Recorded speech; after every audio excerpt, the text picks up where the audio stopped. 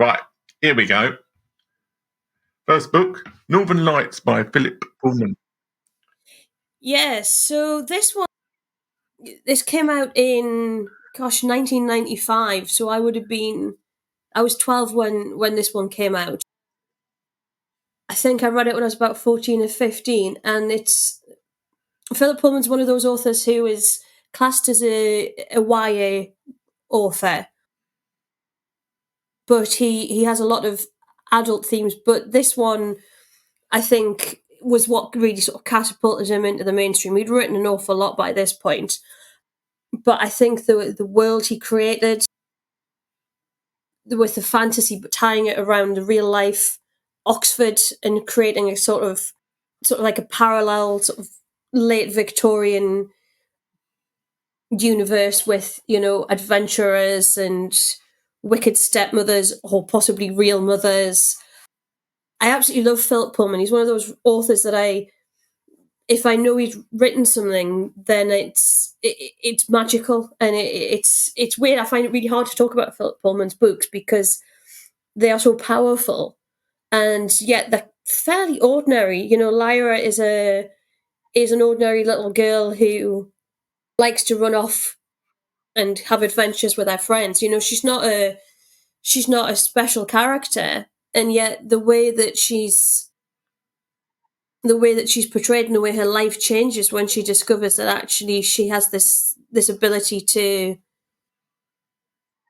understand what's going on in the world and to realize that actually the people who were supposed to be the good people aren't, which I think is quite common in childhood. I think he's just created a really good character, and then he gives her a bit of a love story later on when she grows up. Yeah, it's just, his stuff is incredible. And I really, really, really want him to hurry up and publish the last one in the second trilogy, because he's getting on a bit, and we all need to know how this ends, and it's been promised to us for about 4 or 5 years now. So, if Philip Pullman's publishers are listening, get him to pick up the pace a little bit, because we need to know what happens with Lyra and her demon Pantaleimon. Everybody's wants them to have a happy ending, and we don't know. So yeah, so I absolutely love Philip Pullman, and this is one of the ones where my entire family read it. My parents as well. It wasn't just the kids that read it. We all loved it. Yeah. The funny thing is that in the US, this book was called The Golden Compass. But I've noticed... That's right, yeah, I think the film was. Yeah, but because the BBC TV program is called Northern Lights, they've now renamed this book in the US store, so it's the same as the English store, which is convenient for this show. Oh, yeah. Right, how weird. I know, I was like, it's still got a book called The Golden Compass, but this newest version is called Northern Lights in the US and the UK. So that's an interesting factoid. So anyway. I think that's interesting. Yeah, it is interesting. Shall we go on to the next book? Yes, absolutely. What have we got next? A Tale of Time City by Diana Wynne Jones. Are you familiar with Diana Wynne Jones at all? No. No. So Diana Wynne Jones is like in the same way that sort of Ursula K. Le Guin made sci-fi and fantasy accessible to children. But again, Diana Wynne Jones's themes, they aren't all. Some of her books are quite adult. Yeah. In their themes, but even this one, which is, it really is a children's book. It's set in the Second World War, and it's about a little girl who is evacuated to the countryside from London during the Second World War, and she's kidnapped by 2 boys who turn out to be from this time city, which exists outside of time and space. And it's all very futuristic, but what's really cool about it is that people can visit from any period in history, and also the future, which is only the future for her, not for the people in the city. And so the story is that the city's breaking apart, and nobody seems to think that there's anything to worry about. But Vivian and her two friends decide to try and save the city. So it's all sort of very sort of swashbuckling adventures. Like they're popping in and out of different parts of time and being chased by baddies, and there's depending on which time they are, there's some kind of war going on, intergalactic wars, and it's really, really fun. And it's one of those books that I think I remember borrowing it from the library in York when I was about 7 or 8, and I still try and read it at least once a year now, just because it's so fun. And you read it, and even now as an adult, you go, God, I'd love to go there. And they have these vending machines in their bedrooms, where they can try like all these amazing foods that have been brought in from different times and parts of history. And you just go, God, that would be great. Just imagine, her imagination was incredible. And I think this book, more than any of the others, really sort of sums up that fantasy of what if you could visit any time and place and then go back to a futuristic town where you have a little belt, so it means you can float around and stuff. It's fun. It's really fun, and it's a really nice story. Okay, it does sound like the sort of book I would like, though it does sound like it's more aimed at 7-year-olds, but that's probably me actually, so that'll be good. Glenn, we're all 7-year-olds at heart, aren't we? Let's be honest. Right. Shall we go on to the next book, which is... Yes, please. The Well-Fed Writer by Peter Bowerman. So, why'd you pick this one? This one I read about 10 years ago, at the time when I had been running my own business as a virtual assistant, and I sucked at it. I was a very good administrator in employment, but not so good doing that for myself. And I got to a point where I really, really, really wanted to be a writer, which is what my dream had always been. And I just didn't think it was going to be possible because I studied journalism. And as we know, the newspapers are dying. So I thought, well, I can't go back into journalism. My mum vetoed my intention to be a war correspondent because she said I'm too clumsy. And I think that is fair. I probably wouldn't even get out of the Land Rover. I would just trip and fall down the step and break my neck. So I'd hit on this copywriting, and I just thought, is it going to be a go? Is it something I can make money from? And I read this book, and he's had a couple of versions since and follow-ups. And what he talks about is he calls it a commercial writer. So it is a transactional thing, but what he's saying is that yes, if you're committed, you can make money from writing. And I love that because I read that and Tim Ferriss's The 4-Hour Workweek. I read them at the same time. I think Tim Ferriss's book's now quite dated post-COVID and with the working from home stuff. But the two of those books, I read them at a time when I really, really wanted to be in charge of my own destiny and have a business that I actually enjoyed and was actually quite good at, rather than scrabbling around trying to do admin, which is a lot harder than it was in an office. So this is if you're looking for inspiration and you're thinking about a career in writing and you're not sure if it'll work, read this, sign up to his emails, take one of his courses if you want, and you'll see that it is possible to make money from being a writer without being a journalist, without being a non-fiction writer. Yeah. And this is more about copywriting than fiction writing as such. I think that's what you're saying. Very definitely, yeah.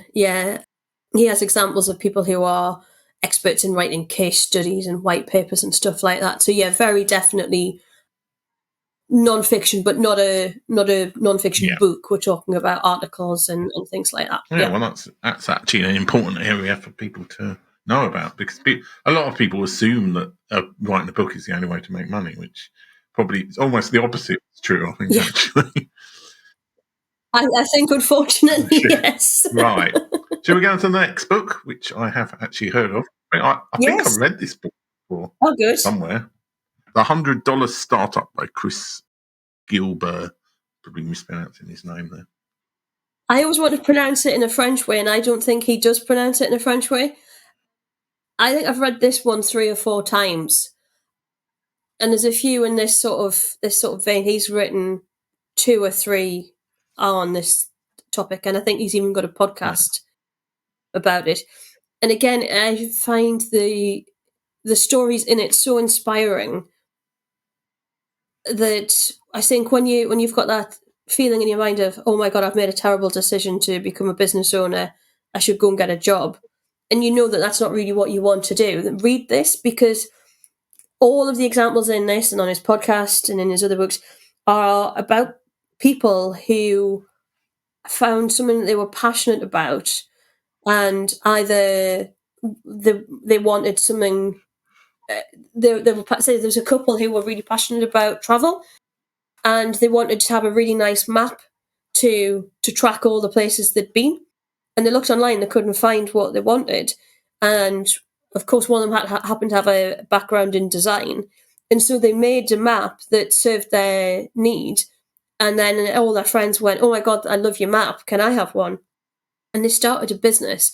And I think when we're thinking about running a business, or we're looking at ways to grow our business, we forget that actually what we're passionate about and what really matters is a really good starting point and an inspiration. And that's what, I mean, I have unfortunately yet to be inspired enough by any of my hobbies to start a business, but you can really see the possibilities. And yeah, the conceit is that you can start a business with $100. And I think you can. You might need to pay a little bit more for, knocking up a website and stuff. But I love the idea that you can bootstrap it and come up with something that you enjoy and that other people love as well. So yeah, I recommend this for those times when you're starting to look at the back pages of The Guardian or whatever it is, or Blue Monday, whatever. I don't even know what they're called, these job websites. It's a long time since I've looked for a job, but don't go to there. Go and buy a copy of this. Is my advice. Yeah, and you don't need. Well, you probably could do it £100. It doesn't have to be $100. You can pay yourself a bit more. No, that's true. That's true. Other currencies are available. Yeah. Right. Shall we go on to the next book, which is 6 Stories by Matt Wesolowski. That's my best guess at pronouncing his surname. I'm guessing it's Wesolowski. But I don't know. My Hungarian and Polish is not what it's better than mine. He's actually from Newcastle, funny enough. But this book is one. It's one of a series. There are actually 6 stories in the series, which is quite clever. And it was one of those where I bought the 3rd book by accident. Well, not by accident. It was 99p on the Kindle, and I'm always buying 99 books on the Kindle just to see what I find. But this one is the first one, so it actually makes sense to read them in sequence. And the plot is that it's based on these true crime podcasts that you get, where the hosts go off and investigate and dig into a cold case, and that's what the character here does. Scott King is the host of a podcast, and in each one, what he does is he goes off and speaks to 6 different people to get a real understanding of whatever the cold case was. Sometimes it's a murder, sometimes it's a child that's been kidnapped or gone missing.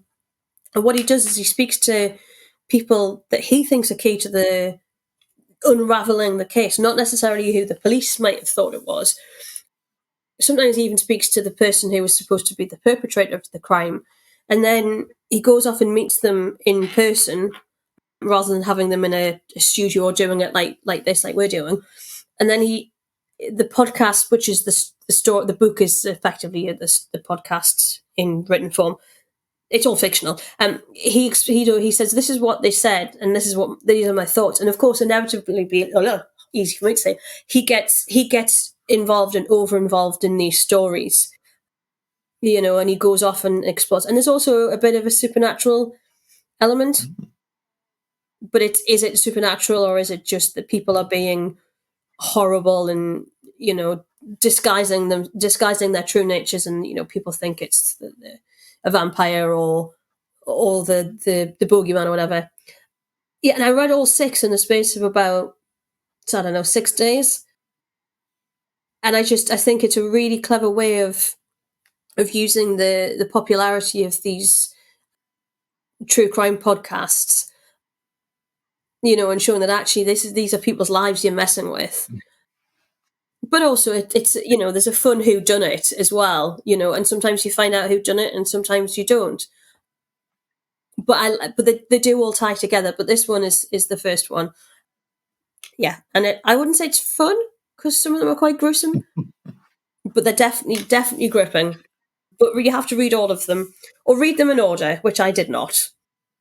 So, is this one book with 6 stories in it, or is it a series of books? I'm getting confused here.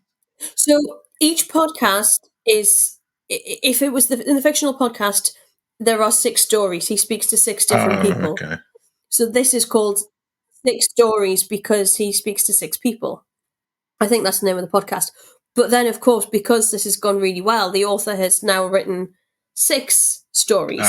So technically there are 36 stories because each one is a standalone where he's investigating a cold case and he speaks to 6 different people. So, yeah, so there are 36 stories over 6 books, but each book is a separate cold case. Okay. So, yeah, he made money on the first one, so it's now 36 stories or whatever.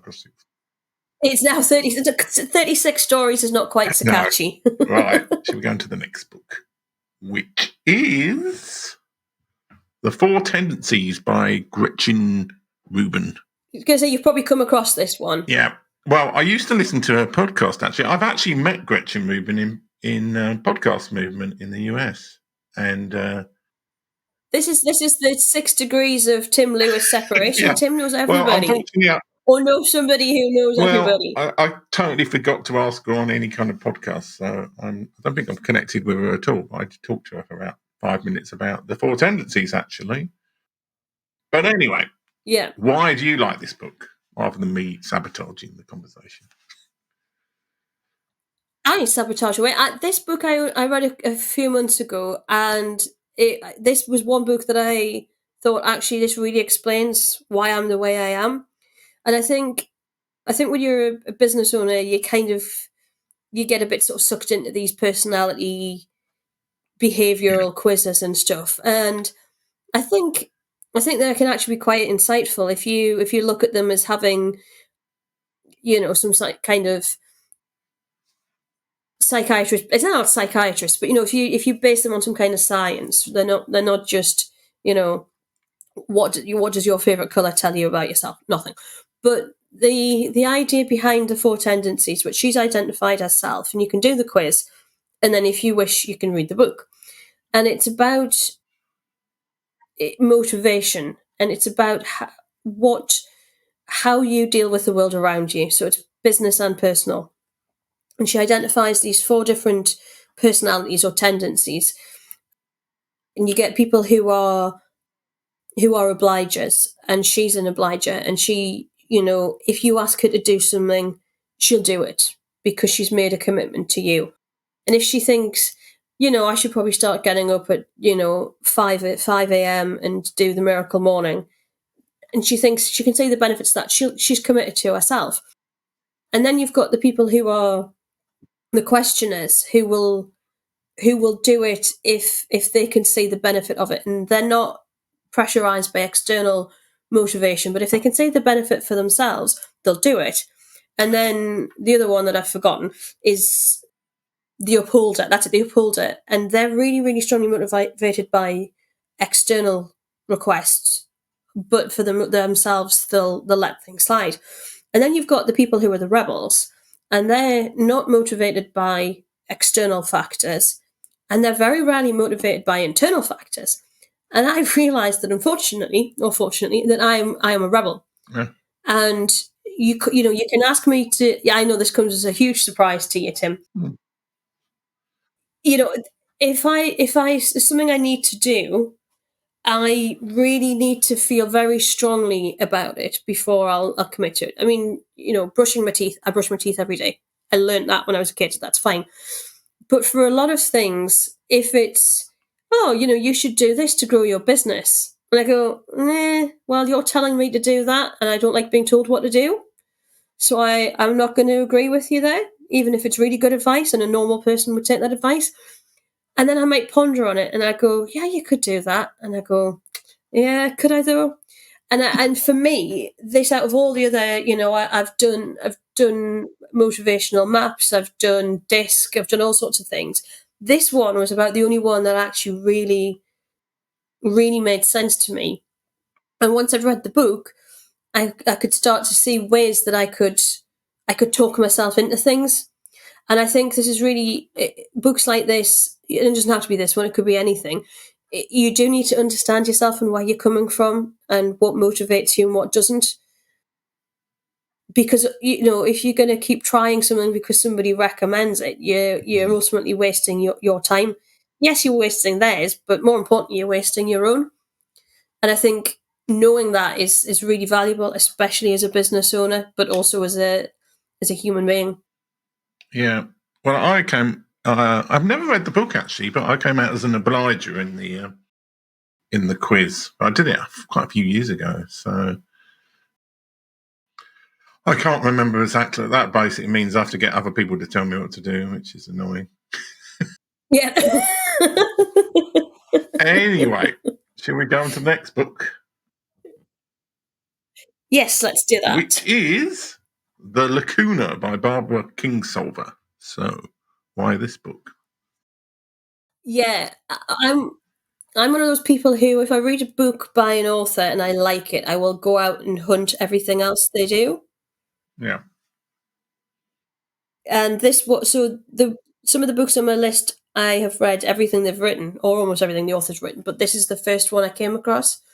So this one is set in the 1950s, and the main character, Harrison Shepherd, he's a US citizen, but he's brought up in Mexico, and the book sort of follows him as he gets older, and he goes backwards and forwards. And I think Barbara Kingsolver, as well as an author, I think she has an interest in naturalism, and so that comes out across in all of her books. This what's going on in the world around you. And Mexico, I've never been, but she really sort of captures this sort of like this heat and haze and languid long days and being by the pool and stuff. But this is the 1950s, and so there's a lot of stuff happening politically in the US and in Mexico. And what she does, which is quite clever, is Harrison Shepherd gets a job working for Diego Rivera and Frida Kahlo, and at that point they're not in the best of health, but also they've got Trotsky staying with them, which is true. This really happened, that Trotsky went to Mexico, and he's effectively in exile. And it's really, it's fascinating. You've got McCarthyism, you've got somebody's coming for Trotsky. We all know that this is going to happen. That ice pick's coming.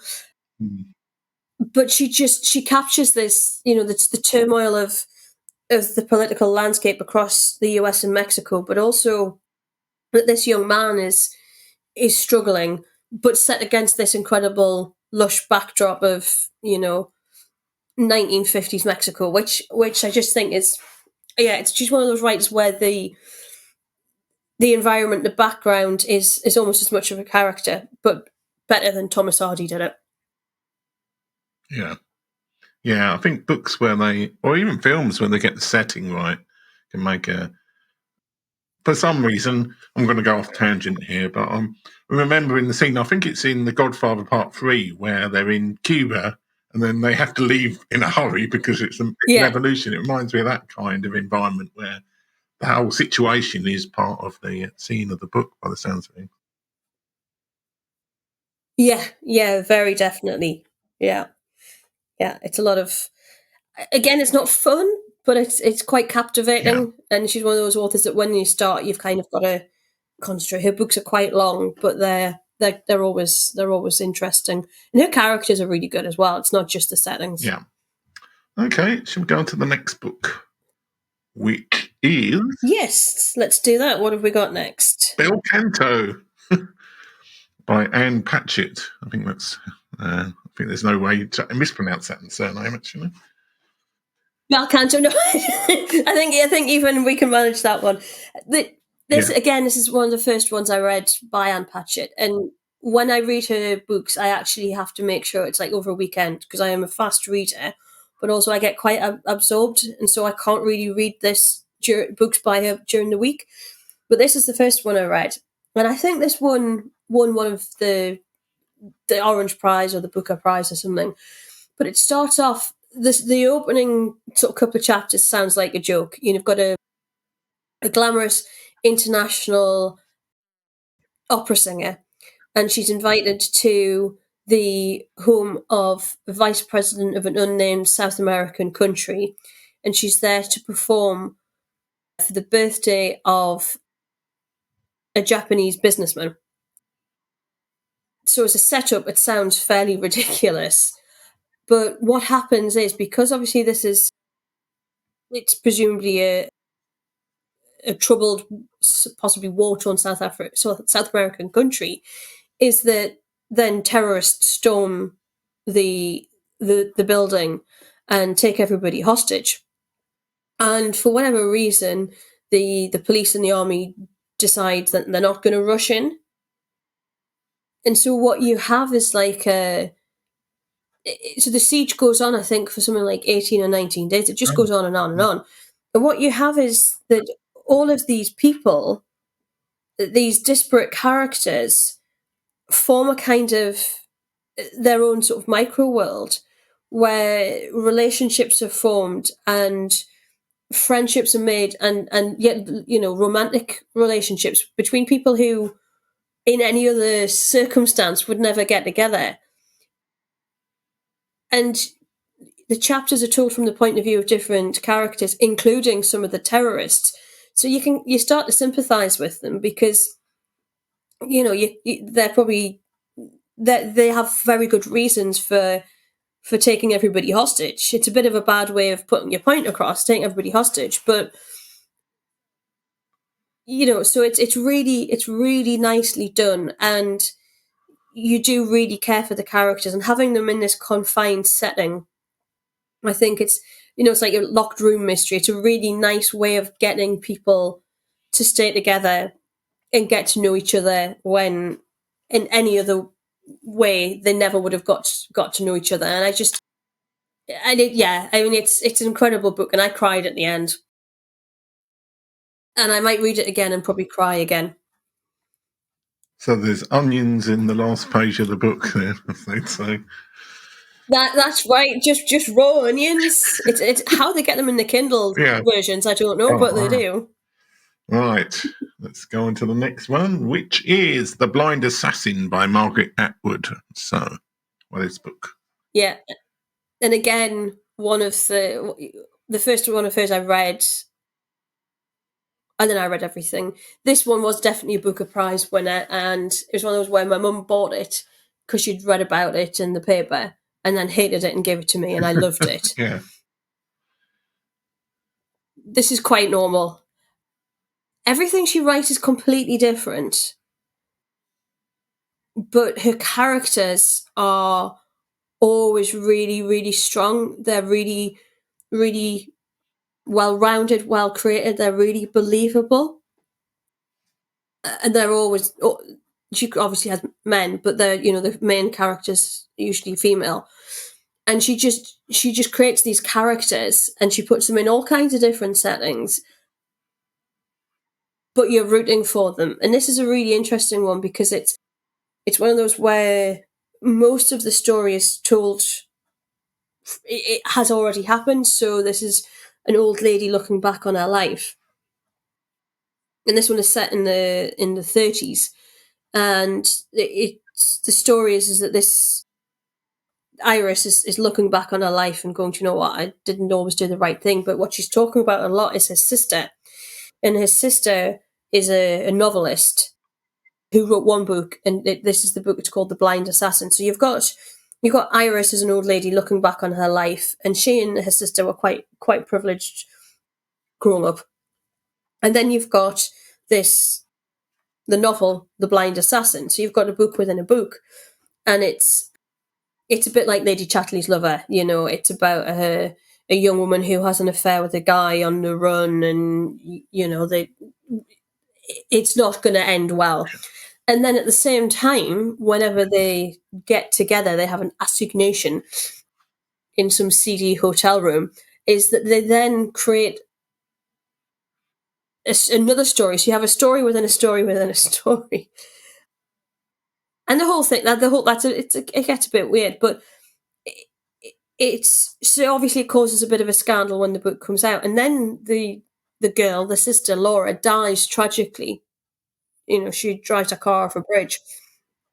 And it's then, that Iris is reflecting on her life, on her sister's life, on the impact of this book. And it is again, it's a puzzle. And you don't know where it's. I think by the time you get to the end, most people have kind of worked out the ending. But it's just really, really well done. And I just think, Margaret Atwood is great for writing female characters, even if she, and she puts them in these very different situations. But even if they're not really very likable, I don't think Laura or Iris are particularly likable. You're still rooting for them because she makes you care about them regardless, even if they're not always the best people. Yeah, I think that's a sign of a good writer when they make you care about characters who are a bit morally dubious or not likable. Yeah. Shall we go on to the next book? Right. Here we go. We're moving into the next one. Chill and Prosper by Denise Duffield-Thomas. So this is non-fiction, I presume. You must have met Denise Duffield-Thomas. No, I don't think I have. So. Right, if everybody who's watching this, next time Tim's at a conference, make sure Denise Duffield-Thomas is there as well. Anyway. I can't believe you've not met DDT. Denise Duffield-Thomas, she's a funny one because her stuff is a bit woo, and I'm not really woo. But what I like about her is what she is talking about a lot of the time is about positive thinking and about reframing things. And it's that the core of everything she talks about in this manifestation is that your mind doesn't know the difference between something that's real and that's not real. So if you tell yourself something often enough, my dad used to do that to us when we were kids. He used to do a lot of positive reinforcement. So he used to say, you're very good at things, you go on and do good things. And he used to do this when we were asleep. So we were constantly, my brother and I, being reinforced into positive self-belief, which I like. But what I like about this one is I think over time she's evolved as a person and as a business owner. And also she's recently when she wrote this, she'd been diagnosed with ADHD. And I like the fact that she's quite open about it. And this one, I think this is the updated version of Chillpreneur. And what she's talking about is actually easier ways to manage your life and to look for effectively hacks for lazy people, which I am here for as a rebel, if I can make my life easier. And I think that's what she's good at, is that you're running a business, you're a business owner, and it's part of your life. You can't separate them. You shouldn't let it become all consuming, but you run a business, you're always thinking about it, even when you're off the clock. You're never off the clock. So you've got to find ways of managing everything so that you have effectively, she's talking about a healthy, work-life balance in this one. and that, if you find workarounds to make certain things easier, whether that's automation, she has what she calls a keyless life. So she doesn't have keys for cars and houses and stuff because she's always losing her keys. Sometimes she just loses her key at the bottom of her handbag, but she's got 3 kids. So her handbag is full of kid stuff, and buried somewhere at the bottom in the dark is a dark car key. So rather than constantly trying to dig her car keys out, she's got her car now. I think she so long as the keys within range, the car will open. And the same with our house. She's always losing her house keys. And I just love that. I think that gives her the time and the space to focus on her many children, and also running. She's a very successful business owner, and I like that. I like the fact that you can actually, rather than fighting against yourself, work with yourself. And if you go, do you know what? I spend an awful lot of my time losing my car keys and digging them out. I can't stop losing the keys. So what can I do instead? And I think we're getting to a point now where people are being diagnosed with things like ADHD, and that people are being honest and going, yeah, I'm quite crap at this, but I'm also still really good at the rest of my life. I'm running my business, and here's how I manage it. And I think she's always refreshingly honest, and she's funny, and she says sweary words. So right. So yeah, DDT is always a good read. Shall we go on to the next book? Right. Valuable Content Marketing by Sonja, Jefferson, and Sharon. All I'm going to say about this is, if you want to learn about content marketing, this is the book you need to read. They've only updated it once, I think, and not that recently. But everything they're talking about in this is about that, what the heart of content marketing is, which is about communication and being helpful and valuable and listening to what your customers say and ask for, and how you respond to that. And I think that's why I would still recommend it now, even though it's not very recent and hasn't been updated recently, is that, you can read or you can find out about the latest tools. We're using StreamYard here. In 3 years' time, Tim, you're probably going to be using something completely different. Twitter's on its way out. Clubhouse has been and gone. So anything, if you're writing about tools and things like that, you're going to date yourself almost as soon as you press publish. Whereas if you focus on communication and relationships and being helpful and providing value and ultimately getting people to pay you for your skills, then you that's how you're going to succeed with content marketing. Content marketing isn't magic. It isn't something that only some people can do. It's not impossible. It's not always time consuming. And they're both writers, and they just explain it so clearly. And it's not very long. It's not it's a couple of 100 pages, but it's just really, really practical. And I've read this a couple of times. I read it right at the start of my being a copywriter and moving into content marketing. And it's just massively helpful, without fluff, without use this tool, without use that tool. It's the essence of why a business needs to use it, use content marketing. Okay, well, that sounds interesting, because there are a lot of ephemeral books on like the current techniques and the rest of it. So it sounds like it's much more of a kind of a theoretical level book in a way. Is that a good guide to what it's like? Yes, but not in a bad way. Yeah. Okay. Do we want to go on to the last book? Yes, let's do that. Which is Emotionally Weird by Kate Atkinson. Yeah, this is the first one of Kate Atkinson's I read. And again, my mum got it. I think she liked this one, but then she passed it on to me. Kate Atkinson's probably best known for the Jackson Brodie detective novels. I think she's just the 6th one, or the 5th one's just been published. and it was made into a TV series. But her earlier stuff is a lot quirkier, it's a lot funnier, it's a lot weirder. And she draws on her experiences of having been brought up in York, like I was, and then she spent some time in Edinburgh and Dundee, which sadly I have not. But her early stuff is really, really fun and just a bit odd. And this is a great one. This is not her first one, but one of her really early books. And it's about Effie, who is recovering from an illness, and she goes to recuperate on a remote Scottish island with her mother, who was also quite remote. And what Effie really wants to know is the truth about her father. And her mum's quite vague about this. She won't tell Effie who her father is. So she has to stay there because she's got to recover. She can't leave. So she starts to tell her mum about her, what led her to this point where she's on this island recovering.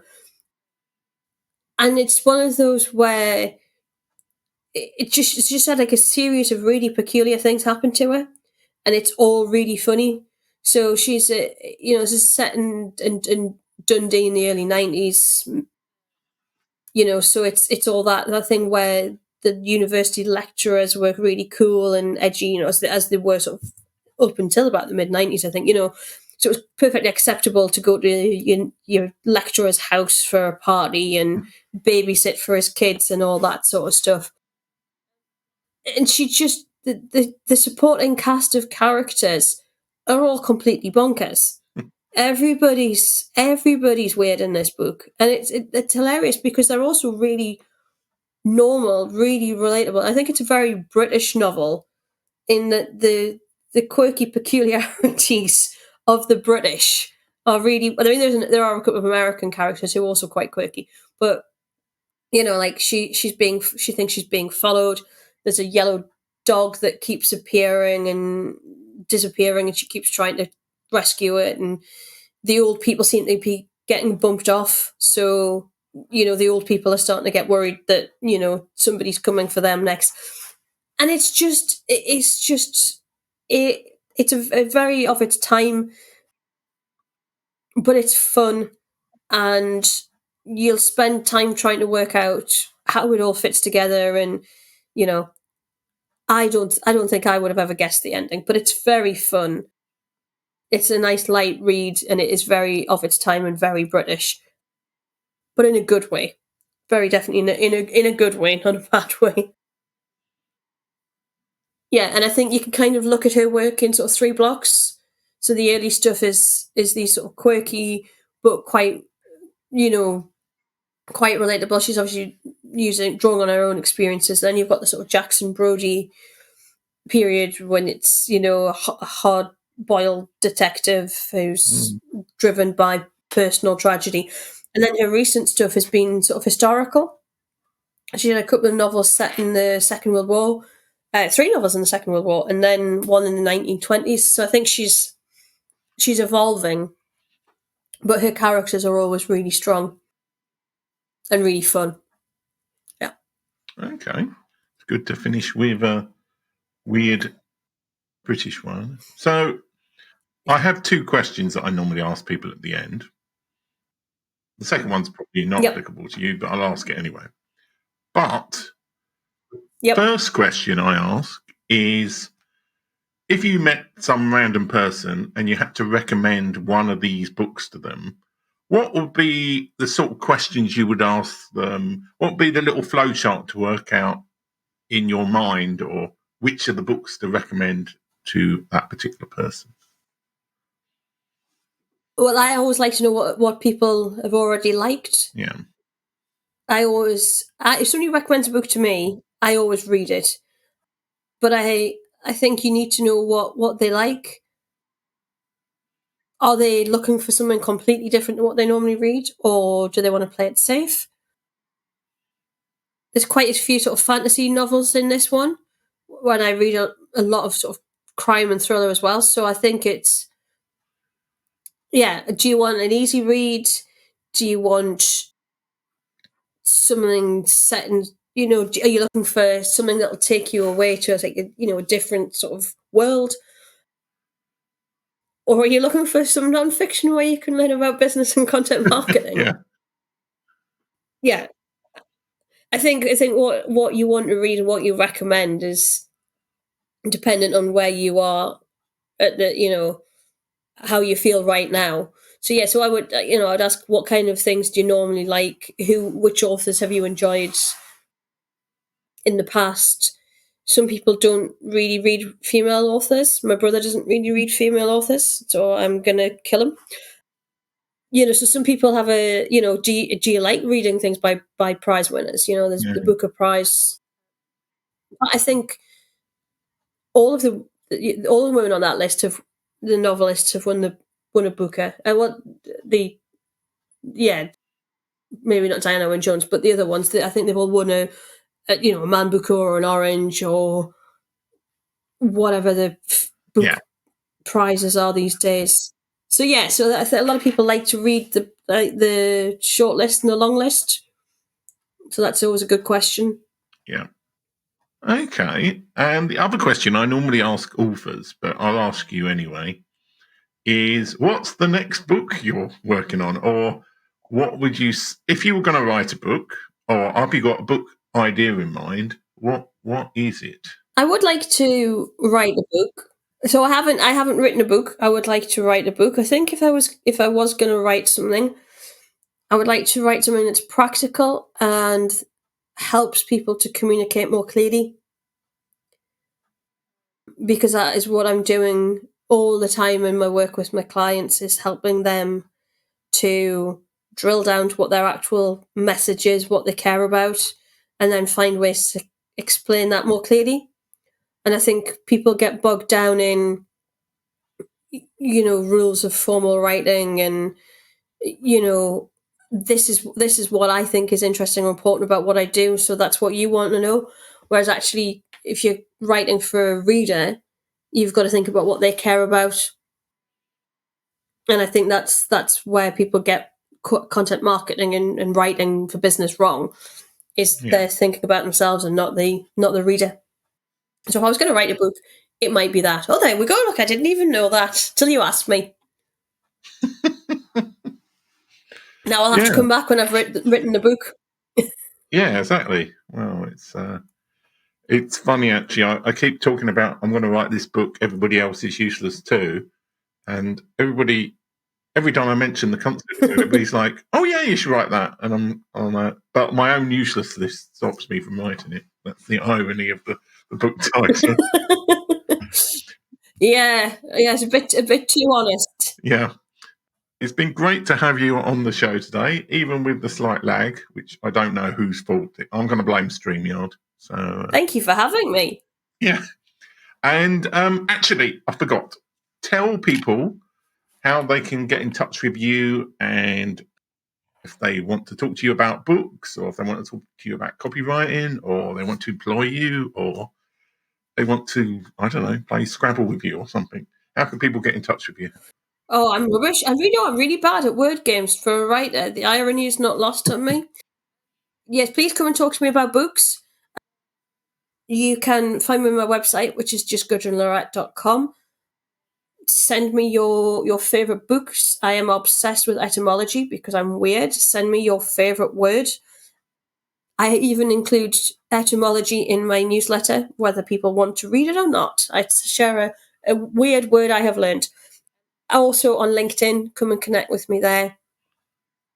I am not on any other socials unless you want to look at endless pictures of my dogs on Instagram. So yes, for professional things, LinkedIn, and it's just Gudrun Lauret Communications, you'll find me. Yeah. Oh, thank you so much for being on the show, and thanks for anybody who's been watching. Thanks everybody for watching.